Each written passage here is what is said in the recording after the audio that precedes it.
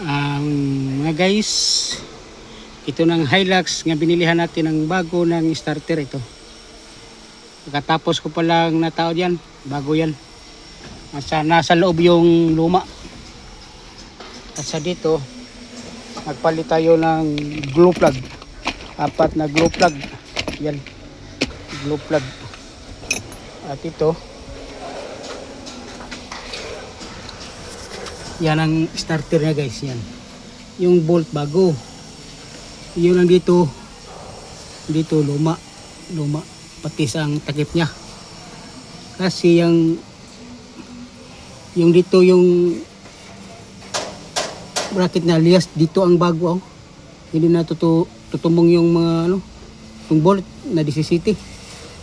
Kasi ang ginagamit natin ito niyang bracket na luma.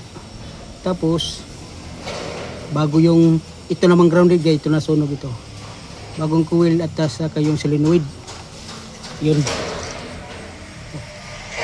Yan, bili tayo ng glue plug yan. Glue plug. Yung binili natin 4. Ngayon guys, tingnan natin yung engine. O start na ba? Para malaman natin yung starter na kondisyon. Testingan natin yung bago.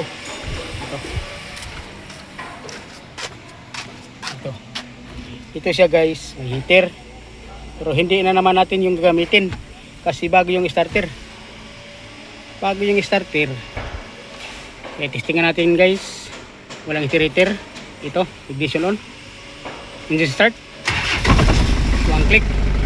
Guys, starter yung sira.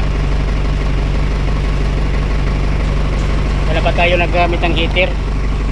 Yung mga luma niya.